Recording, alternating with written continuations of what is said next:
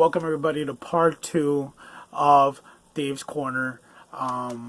So I want to get into some reviews that I have been lacking on. I felt kind of behind because of work. I use the excuse of work and all this other stuff. You got to understand, when you're a grown man, you get home tired and you want to sleep and all that stuff, and you keep prolonging things that you need to do. I apologize to all the people who are watching this out there. I will be continuous with my content, and I will let you, I'll be posting it up continuously. I apologize again, but without further ado, we continue and we get into this. Okay, I have a couple of movies that I have to review. I just finished, which should have been in November. I just finished watching it now because for some odd reason Kevin Smith has been releasing this film only in specific areas. It didn't go viral in all the theaters, so I just finally got to watch it, and I will let you know what I thought. It's Jay and Silent Bob reboot. So for all those who didn't see it, you can, or who have seen it, let me know what you guys think. I honestly thought it was an intelligent type of way to let the world know that all we're doing is copying and remaking things instead of using our minds and coming up with new things. You know, it's kind of ironic that we're living in the age of the remake or the reboot, because right now all kids are wearing everything that I used to wear, or my styles, all the styles that were popular in my era. I was born in '81 and I grew up, you know, obviously through the '80s and the '90s, and I see a lot of the kids wearing the clothes that I used to wear, or listening to the music that I used to listen to, or just trying to keep everything retro, popular right now. And they think that that's an original thing, but no, it's not original. It's actually, you're ripping us off, or you're just taking our stuff and just redoing it. So I think that we need all the credit, because I lived it. What was that saying that Batman, Christian Bale says? No, actually the other guy, Two-Face, he says, either die a hero or live long enough to become the villain. Well, either die today or live long enough to see your past come back, I guess. That sounded stupid. But yes, I want to talk about Jay and Silent Bob reboots. If you are a fan of the Kevin Smith films, this is one of those movies that you have to watch. It's very enjoyable. A lot of cameos of his past work, the actors that have been in his past movies. Very good, very funny. I've been a fanatic of what's his name, Kevin Smith and Jay and Silent Bob and all those characters for a very long time. My friend Martin Cruz, he introduced this world to me, and ever since I've been a fanatic. He's more of a fan than I am, but we still share the same common interests. So the movie was really good. I thought it was hilarious. Maybe we'll get I don't know, a release in the theaters sometime soon. I know that right now he's just doing a tour where he goes to I guess the Village Roadshow tour, where he goes to certain cities or towns or countries or whatever, and he releases it in certain theaters, and he watches it alongside with the people that want to watch it. So what do you guys think? I thought it was a great movie. I give it a 2 thumbs up, or 2 thumbs up. I'll do my own Siskel and Ebert interpretation, 2 thumbs up. Today, my favorite Kevin Smith film has been Chasing Amy, but they all are within the same world, so it's fun to watch. I hope you enjoy it. It's a little movie that has broken into the billion dollar box office. Well, how do you think? I mean, did you really think that? I really think that it wasn't going to be that way. I mean, it's Disney, and everything that Disney's doing so far has been in the billion dollar range. It's Frozen 2. I've had the chance to watch it twice. Once by myself, once with my nephew and niece for the Christmas season. I thought it was a very, very good follow-up. Although the critics, I know I read some of the stuff afterwards, the critics say that the story was all over the place. I can see why they say that, but it still was a great follow-up. There's been a lot of controversy of the LGBT community trying to make Elsa the first lesbian cartoon, lesbian queen, or whatever the case may be. I really hope they don't go down that route. Our kids aren't ready for that. My niece herself, she didn't understand the stuff with lesbians, or whatever the case may be, or gays. But other people have their own views on the thing. I'm not ready to let kids go into that world, but I don't want this to be about that. I just think that Elsa, kind of like in this film, I think she transcends the whole thing of relationships. I think she becomes more of like a god toward the end of the film. So I don't think that our relationship would do her any justice right now, or at all, because she's pretty much superpowered. She should be a superhero. But if you saw the film, it's aimed toward kids. It's aimed for kids. Adults will enjoy it too. It's the follow-up to it. It has its gags and gimmicks. Very funny. I enjoyed myself gratefully. At one point, the follow-up to Let It Go. That song "Let It Go" is one of the biggest things, the biggest phenomenons to hit film, and I was looking forward to that type of song to be as big. I was looking forward to another song to be as big as "Let It Go," and we got it. It was called "Show Yourself" and "Into the Unknown," two songs that were pretty much very, very, very up and coming hits, or I mean, if it hasn't been a hit yet, I'm hoping that it does. Show Yourself was very powerful. As I heard the song, I kind of actually got teary-eyed as I watched the images on screen, because it was just so emotional and empowering. So I would have to say Frozen 2, another 2 thumbs up. I enjoyed it a lot. I'm a big kid. I saw it with a bunch of kids, and I got to enjoy myself just as much as they did. But yeah, here's looking to, I mean, they're already broke into the billion box office. So I'm wondering if they're making a part 3. I've heard that the director said that she believes that she completed the story with Elsa and Anna, because this story has always been about the sisters. So she says she believes that she completed it. She doesn't know if there's any more story to it. A lot of people are crying and clamoring for the whole lesbian bit, but hopefully they don't do it that way. Hopefully they start off with a fresh new character. If they're gonna go that way, make it into another different story. But yeah, it was a great movie. Go watch it. Let me know what you think. The next film that I want to talk about is a little bit of nostalgic, bringing back the nostalgia. If you guys ever grew up with this show, it was on PBS, Channel 13, Mr. Rogers' Neighborhood with Fred Rogers, one of the most iconic, hosts of a show. He brought in kids. He held on to your heartstrings, and he just he just loved the youth so much, and his vision. He was a Christian. He was an activist. He wanted to.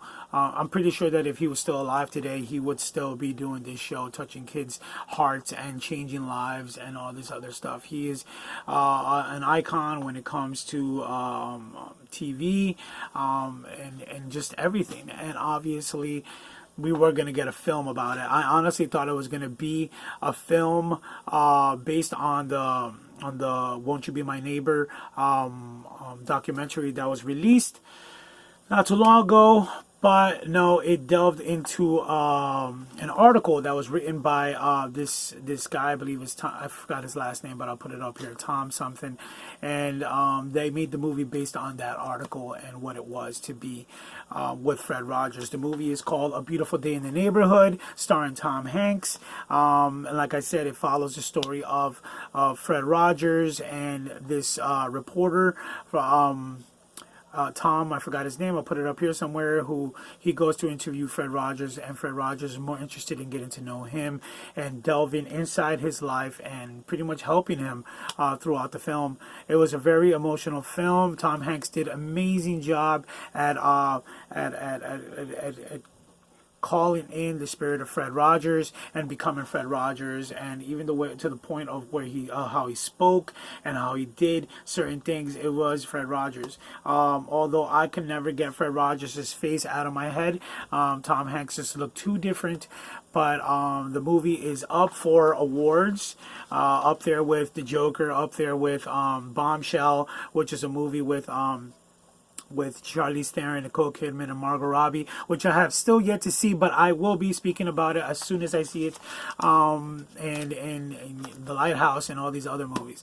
So yeah, I believe it's still in the theaters. A Beautiful Day in the Neighborhood. I think I saw the trailer. I mean, I think I went just yesterday to go see Star Wars. So I think it's still up there. If you haven't seen it, go watch it. If not, then definitely take a view on it online, or when it comes out on Redbox or Netflix or whatever the case may be.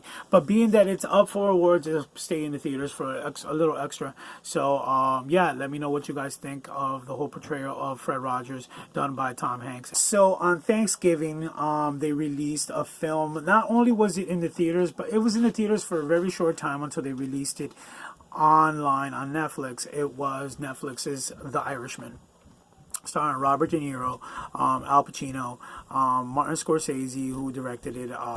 You had just about everybody who has been an icon when it comes to dramatic mob affiliated films, or the mafia, or whatever the case may be. I've grown up watching all these movies. My favorites are Casino, Scarface, Carlito's Way, Bronx Tale. All these movies, I could keep naming them. They're all my favorites when it comes to Goodfellas, when it comes to mob related films. I saw this movie. Yes, it was good. Honestly, it was very slow paced. It was a 3-hour film. I mean, I guess you could call this the mob Avengers, because you put all these actors together and all that stuff. And I thought it was a great film, but honestly, there was something about it that it was so slowly paced that I just couldn't enjoy it as much as I thought that I would. A lot of fanatics have enjoyed this film, and they've told me that it's been a great film. I'm not saying that it's bad. It gets to me, it gets like one of these, one thumb up and one thumb down, I guess, because I just wanted more action. It was more political than anything.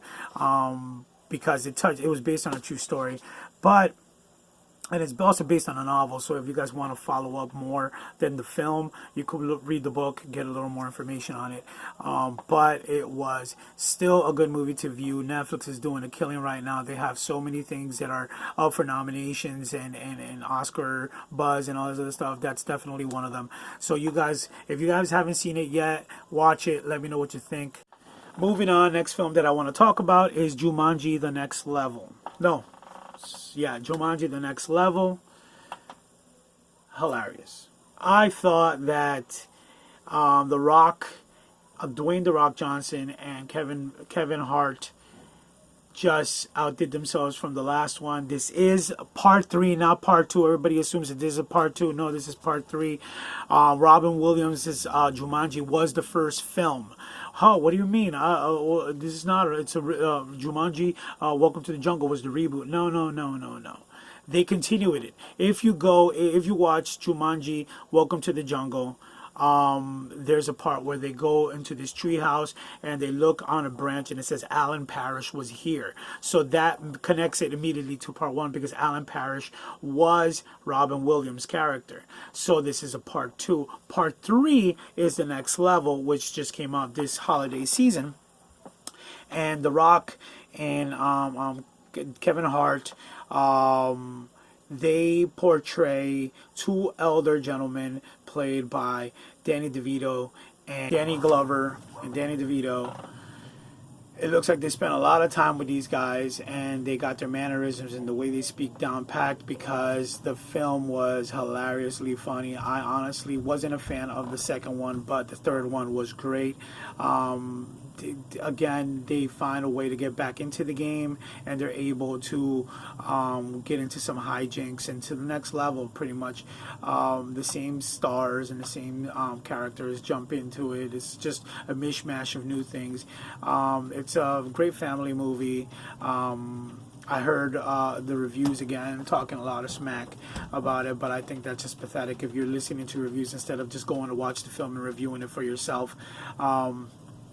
But it was a definitely good follow-up to the second one, and it looks like they left it open for a third one. It looks like maybe Jumanji might be coming back into our world once again, so that means that we might get The Rock and Kevin Hart into this world portraying themselves, because they can't portray anybody else, because there's no characters for them to be. So if you get it, in part 2 and part 1, somebody chooses the characters and they become the avatar of The Rock or Kevin Hart. But if they come into this world, there's no avatars. They are their own entities. So I can't wait to see what the next installment is, because part 3 actually left me wanting for more, and to see what this new world of will bring. So I'm open for it. Here's 2 thumbs up for Jumanji, The Next Level. The next movie that I want to talk about, it's a little more intellectual. I don't know why they didn't just call it Clue, because it's pretty much the same thing as Clue. In the 80s, they made a movie called Clue. And they've been talking about, Mattel has been talking about redoing that movie. I thought this was going to be the movie, but unfortunately it wasn't. It was called Knives Out, starring Daniel Craig, and a mishmash of all these different. It was a studded cast of different actors in it. We had Chris Evans. We had, oh my God, just so many people in there that are. Was it Michael Shannon? Great film. It was very intellectual. Honestly, you would have thought that this movie probably would have been, fallen somewhere, but honestly, no. It was such a good movie. I don't want to get too much into it, because it's a pretty much a whodunit type story. I don't want to get into it because I might reveal some information on it. The movie's still out in the theaters. Go watch it. Let me know what you think. It's just so many different things in this film that you will be surprised on, and you will be misled over here and misled over here. So much stuff. It was a great film. I was gonna actually skip it and not watch it, but it was not. It was. I had to watch it. It was such a good movie. So yes, here it's still on the theaters. Go check it out. Let me know what you guys think. Next film that I want to talk about is the latest and the last entry to the supposed Skywalker saga. It is Star Wars: The Rise of Skywalker. This film delivers. I personally wasn't a fan of The Force Awakens, because to me, The Force Awakens was pretty much a rehash or a reboot or a remake of A New Hope. A lot of people are like, oh, I don't see it that way. Yes, it was. If you are a fan of the Star Wars films, then you will see that it was pretty much just a reboot of the whole thing, just using new characters and throwing new gags and gimmicks in there to kind of like deter you away to say that this isn't the same thing, but it is. So I honestly, I thought it was okay. Not so much The Last Jedi. I thought that, I believe it was Rian Johnson, or I forget who was it that directed that movie. I'll put the name over here. It might have been the Trevor guy or whatever. But it was just so full of blah, blah, blah, blah, blah. And the one moment that we thought it was going to be awesome turned out to be another blah session. But they remade it when J.J. Abrams got a hold of Rise of Skywalker. He had a mishmash of things that he had to pretty much tie up all loose ends and make it look pretty. The critics said the movie was a mishmash of things and it was all over the place. And they spoke some other stuff. But the only opinion that matters is my opinion. I've seen the movie now twice. I thought the movie was amazing. I think that without George Lucas being attached to it, and without the 3-year waiting period that George Lucas had, to me it doesn't feel like a Star Wars film. It feels more of like a Disney trying to mishmash and get money and throw it out there. Why is it that Marvel? Why is it that Disney has only been able to make a coherent and straight Marvel Cinematic Universe without flaws, but Star Wars isn't just the same thing. I guess because, you know, George Lucas was the one who created this world, and it wasn't Marvel. I mean, it wasn't Disney. So it's kind of hard for them to put all these things. They were just shooting out movies left and right so far. My favorite movie that Disney has produced has been Rogue One. Solo was okay, even though people said that it was bleh. It was actually okay. And the Disney Plus series, The Mandalorian, has been really, really good, and that's Jon Favreau. But I want to say that Skywalker was a really, really good movie. The action was good. The story was good. The turnout of the film was good. I just don't see it as the actual finale to the saga. There's so many questions that are unanswered in this movie. You know, we find out who Rey's parents are, and her adopting the name of somebody else really doesn't do anything for it just because she becomes good. It's so much different things that are in this film that are unanswered. So I'm really hoping that since Disney wants to start off their whole on another trilogy, hopefully they'll give us some sort of answers when it comes into these films, or when it comes to life.